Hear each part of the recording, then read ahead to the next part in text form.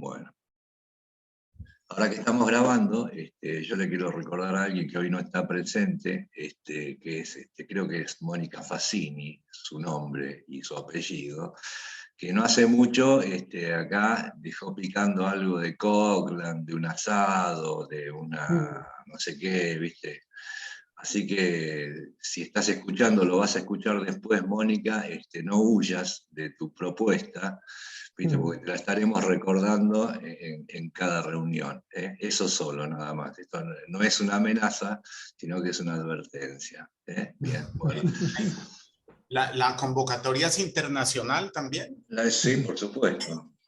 Ella incluso dijo que te ofrecía pagar los pasajes, transmitir las misas, todo eso, así que no hay problema. Me dicen con tiempo y les llego. Bueno, sí, cómo no. O quizás sería mejor que Juan Carlos sea el anfitrión. Ah, mirá qué vivo. Claro. Aquí en Cartagena están requete invitados ya. Sería delicioso recibirlos algún día por acá. Bueno, con gusto diríamos. No sé si todo, pero alguno vas a tener que soportar en algún momento. Aquí lo estoy esperando. Que te fuiste de Boca. Bueno, veremos cómo evoluciona la cuestión. Bueno, hoy vamos a enfrentarnos con un poeta, con un gran poeta, todos los que vimos hasta ahora lo son, que fue Edgar Bailey, que vamos a empezar diciendo que no se llamaba Edgar Bailey, sino que se llamaba Edgar Maldonado. El nombre del padre era Maldonado y el apellido de la madre era Bailey. Es decir, adoptó como Olga Orozco también, ¿no? Que Orozco era la madre, adoptó el apellido de su madre, ¿no? Y Edgar Bailey fue uno de tres hermanos, ¿no? Los tres hermanos destacados de alguna forma,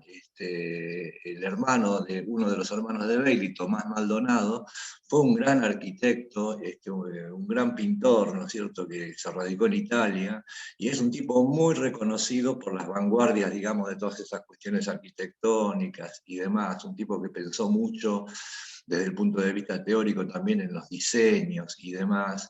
Y su otro hermano, que no recuerdo el nombre de pila, fue un gran científico también.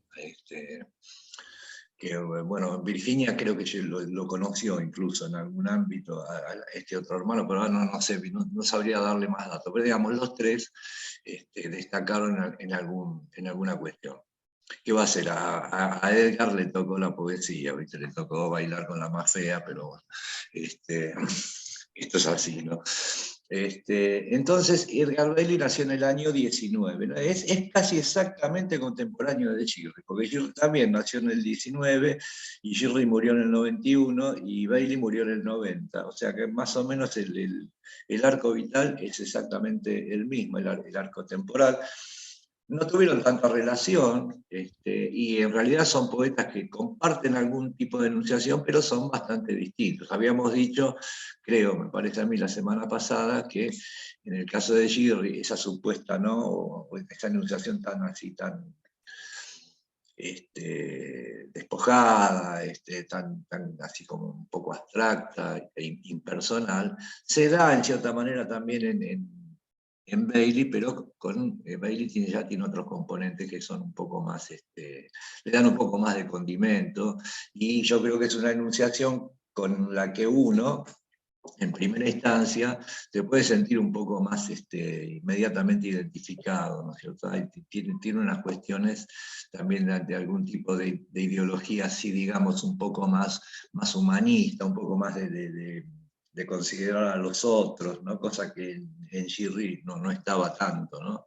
Sino que lo de Girri era, dijimos, casi como una voz en off, que iba contándonos algún tipo de experiencia o de meditación o de reflexión.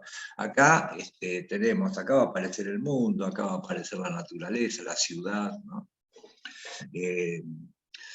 Bailey fue un poeta urbano, básicamente, pero hay mucha alusión a la naturaleza, ¿no es cierto? Más bien tomada como tópico en todo caso, ¿no es cierto? Como imágenes amables. Es una poesía que a mí me resulta muy amable, muy estimable en cuanto a lo sensorial, ¿no? Y a diferencia también un poco de Girri, Lo nombro a Girri porque lo tenemos bien fresco, entonces sirve como para contrastar, ¿no? Girri, digamos, es más de un tipo de enunciación, dijimos, anglosajona, ¿no? Que tiene más que ver con el inglés, idioma del cual traducía básicamente. Y acá en Bailey vamos a encontrar ya una cosa un poco más europea, más francesa. Cuando digo europea, digo básicamente más francesa, ¿no? Que es fue el gran polo, digamos, de la literatura para nosotros, ¿no? Mucho más que la española y mucho más que la italiana, curiosamente. Acá tuvimos muchas más influencias, yo creo, de la literatura francesa que de la literatura italiana, pese a que somos casi todos italianos. ¿No, Fabio? ¿Vos qué opinás? ¿O vos sos francés? ¿De dónde venís? ¿Cardarelli, que es un Cardarelli? ¿O No, yo soy de acá de Villanueva, no me acuerdo. sos de Córcega, como Napoleón? Vos. Entonces, en Bailey vamos a encontrar esa especie de cosa un poquito más carnosa, ¿no es cierto?, que tiene más que ver con algunas cuestiones de los simbolistas y también de los surrealistas. Hay un cruce interesante de Bailey con el tema del surrealismo, pero vamos a tratar de expandir un poco más estas cuestiones, ¿no es cierto? Porque Bailey aparece, es también, o sea, es uno de estos tipos que lo metemos en el cajón de la década del 40, la famosa década del 40 que da para todo, ¿no? Cualquier década da para todo, pero bueno, más de 40, 50, ¿no es cierto? Ahora, a diferencia, por ejemplo, de Olga Orozco, Bailey, digamos, se mostró un poco más vanguardista. Vamos a decir así rápidamente, acá hubo una primera vanguardia que fue la década del 20, ¿se acuerdan? El ultraísmo y algunas otras cuestiones, incluso lo que no era ultraísmo, pero que confrontaban en aquel momento con el ultraísmo, una cosa mucho más coloquial, y si se quiere nacionalista, bueno, y después en la década esta del fines del 40, 50, surge otra vanguardia que está más girando alrededor de lo que fue el surrealismo. Acá el surrealismo pegó como de una manera un poco tardía, ¿no? El surrealismo en Europa estaba terminado, si es que estas cosas terminan, digamos, terminadas como movimiento, ¿no es cierto? Estaba casi terminado. Y acá empezó a surgir, nucleado alrededor de un tipo que fue muy importante, que fue Aldo Pellegrini, no sé si lo habrán oído nombrar. Empezó a surgir un movimiento que estaba muy influenciado por los surrealistas. Si bien Edgar Belli no fue estrictamente un surrealista, hay muchas cuestiones del surrealismo, muchas sorpresas surrealistas en sus textos, ¿no? Y él participa de un movimiento en la década fines del 40 que se llamó el invencionismo. Estos movimientos que se dieron en todas partes también, bueno, está Huidobro con el creacionismo, en fin, que tienen bastantes puntos en común también. Pero este invencionismo, ahora vamos a leer un poquito el manifiesto invencionista, él conforma este grupo, o invencionismo de arte concreto. En Brasil también hubo un movimiento de poesía concreta, en fin, pero no me quiero salir para los costados. Este invencionismo nucleaba escritores, poetas básicamente, artistas plásticos, arquitectos, era un movimiento así, medio plural, de manifestaciones plurales. El hermano que nombramos recién estaba también dentro de este movimiento en general. Y vamos a leer un poquito de este tema del invencionismo y inmediatamente, me gustaría leer bastantes textos de Bailey, porque la verdad que son extraordinarios. Hay un manifiesto invencionista que lo escribió él, ¿no? Que se publicó en 1946, es decir, tenía 26, 27 años, ¿no? Y dice así, empieza así, dice: la era artística de la ficción representativa toca a su fin. El hombre se torna además el más sensible a las imágenes ilusorias, es decir, progresa en el sentido de su integración en el mundo. Las antiguas fantasmagorías no satisfacen ya las apetencias estéticas del hombre nuevo, formado en una realidad que ha exigido de él su presencia total sin reservas. Se clausura así la prehistoria del espíritu humano. que picamos alto, ¿no es cierto? O sea, hoy, viste, 24 de agosto de 1946, está sucediendo esto. Todos los manifiestos de la vanguardia tienen este tono así, tan taxativo, ¿no es cierto? Y tan prepotente incluso, ¿no? Bueno, lo que sucedió hasta ahora ya está, viste, afuera. Hoy empezamos otra cosa, y ¿quiénes la empiezan? Nosotros la empezamos, obviamente. ¿Quién la va a empezar? Nosotros somos los que vamos a renovar. Y acá aparecen, o sea, esto tiene todo que ver, esta es una discusión con el momento histórico también. Ustedes ven que habla del hombre nuevo, viste, todo ese tipo de cosas que estaban en el aire en aquel momento. Pero básicamente, como lo dice ahí en ese primer párrafo, no lo vamos a leer todo, yo después se los voy a mandar también, van contra la cosa figurativa, ¿no es cierto? Acá tenemos otra vez, Sergio, otra vez estamos en quilombo, perdón, en conflicto con la figuración, ¿viste? ¿Qué hacemos con la figuración? Lo que decía me hace acordar al manifiesto de Kant, ¿viste? Que es la ilustración. Bueno, Es claro, decir, sí. el hombre ha dejado la minoría de edad. Exactamente. Acá Ahora termina la prehistoria y ahora empezamos de nuevo. Ahora sí, ¿viste? Como si viniéramos creciendo hasta este momento, ¿viste? Cosa que es muy dudosa, ¿no? Pero bueno, en algún lado te tenés que parar. Ahora, todas estas cosas que yo estoy citando del invencionismo, de los manifiestos, tienen varios manifiestos. Son anécdotas, o sea, no lo vamos a tomar demasiado en serio. Sí podemos algunas algunas líneas de pensamiento de ahí para por ahí ubicarnos un poco mejor. Esto no tiene, Isaías sí, se estilaba porque ya sí. Bretón había Ah, sacado, bueno, ¿no? claro, sí, sí, sí. Escúchame, cada vanguardia largaba sus manifiestos. Los dadaístas también. Los dadaístas tienen más manifiestos que obras efectivas. Pero sí, no te quepa la menor duda, en serio, tienen como 10 manifiestos. Y los surrealistas lo mismo, primer manifiesto surrealista, ¿viste? Todos de pie, vamos a tocar el himno y vamos a leer el manifiesto surrealista. Los ultraístas, los expresionistas, todo arrancaba con un manifiesto. Ahora, curiosamente, por eso digo que esto uno debería tomarlo más bien como anécdota, todos estos manifiestos están expresados en un lenguaje que no es el que ellos van a proponer desde el punto de vista artístico. O sea, vamos contra la figuración y escribimos un manifiesto que lo puede leer una directora de escuela en un acto, un 25 de mayo. Pero ¿cómo es esto? Entonces, ¿a quién me estoy dirigiendo? ¿A quién le están avisando? Le están avisando a gente a la que no le va a importar nada lo que van a hacer los tipos en realidad, ¿no? Pero esto es así. O sea, se inventan un enemigo y le hablan a ese enemigo, ¿viste? Y le hablan en el propio lenguaje, ¿viste? Ahora, después lo que van a hacer ellos efectivamente como obra no tiene nada que ver con estas declaraciones de principios y de intenciones, ¿no es cierto? Y incluso declaraciones de guerra, porque es lo que son en definitiva. Por algo son vanguardia, ¿viste? Vanguardia de no sé qué, de alguna especie de ejército, ¿viste? Que en algún momento no sé qué va a pasar con eso. Bueno, esto es así. O sea, a mí todas estas cosas hay que decirlas porque, bueno, de hecho los tipos, aparte de la edad, ¿no es cierto? La veintena, entre los 20 y los 30 escribí los manifiestos. Ya a los 30 estás un poco más, si es que tenemos suerte, estás un poco más decepcionado, ¿viste? Y haces más la tuya. Pero bueno, este es el momento de juntarse, de darnos aliento a nosotros, de considerar que tenemos algo para decir y darnos manija uno con otro, escribir un manifiesto y ir contra nuestro enemigo, ¿viste? Y después te das cuenta de que adelante o atrás tuyo no tenés a nadie, ¿viste? Estás pegando. Lo que pasa es que a veces trompadas puede ser, Isaías, que se correspondía con la aparición de una revista. Sí, claro, general. por supuesto. Sí, Entonces, sí.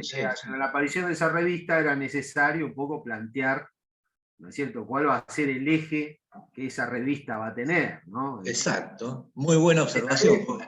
Estos Ahora ya manifiestos. revistas.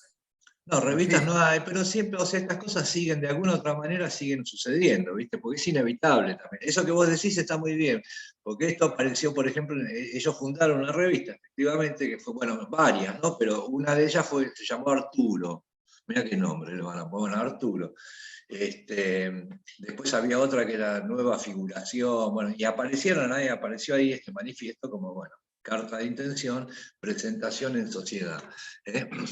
En vez de dedicarse a trabajar tranquilamente, ¿viste? Pues está bien, son posicionamientos que son siempre provisorios. Ahora, si vamos a considerar, y vamos a ver ahora cuando leamos los textos, la poética de Bailey, absolutamente excede cualquiera de estas declaraciones de principios que venimos leyendo. Y una vez producidos efectivamente los textos, los podés meter en cualquier otro lado, ¿viste? Si el manifiesto hubiera sido diametralmente opuesto, funcionaba lo mismo, ¿cierto? Terminan no explicando nada. Son estos ruidos que se hacen en la insurgencia del momento del fenómeno. Y después quedan como asteriscos o notas al pie en los manuales de literatura, porque otra cosa no son. ¿Dónde están los manifiestos dadaístas? ¿Para qué nos sirven? Para explicar qué. ¿Qué vas a explicar? ¿El dadaísmo? Justamente el chiste del dadaísmo que no se explica, y los tipos se encargaron de explicarlo, pero minuciosamente, ¿viste? Entonces, ¿viste? Es un poco contradictorio, pero eso es así, ¿no? Esto funciona así. Bueno, entonces ahora, dicho esto, partimos de este invencionismo, ¿no? Más bien que quedarnos con la palabrita, quedémonos con el clima de vanguardia que se vivía en ese momento, de inquietud, de movimiento que había. Después de casi 2 décadas más medio estancados, surge ahora esta.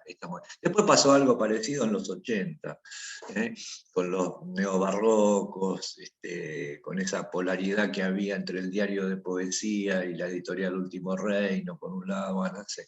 Estas cosas cada tanto se sacude el hormiguero y salen a la luz, ¿cierto? Pero son maneras de visibilizarse, no mucho más que eso.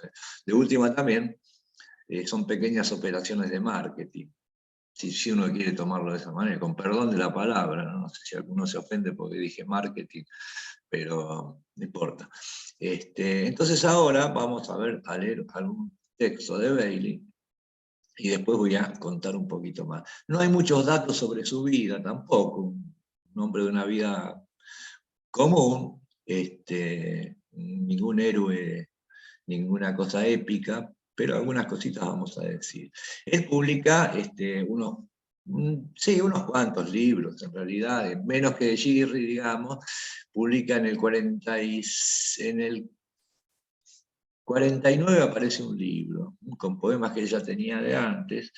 Después aparece otro que se llama La Vigilia y el Viaje en el 58, que recopila todo lo del 49 hasta el 58. Después publica otro que se llama Ni Razón ni Palabra en el 60. En el 68 publica otro que se llama El Día. Después saca otro que se llama Todo el Viento del Mundo, que apareció mucho después. Después escribe una especie de libro que son entre relatos y prosas poéticas, muy al estilo de lo que hacían los franceses, esto como Perec, ¿no es cierto? ¿Se acuerdan de Perec? Aquel del Me Acuerdo, ¿no? Justamente. Y es la historia de un personaje que se llama el Dr. Pi, y es un personaje bastante ridículo e inverosímil, ¿no? Al que le suceden cosas raras, qué sé yo, un poco surrealista también.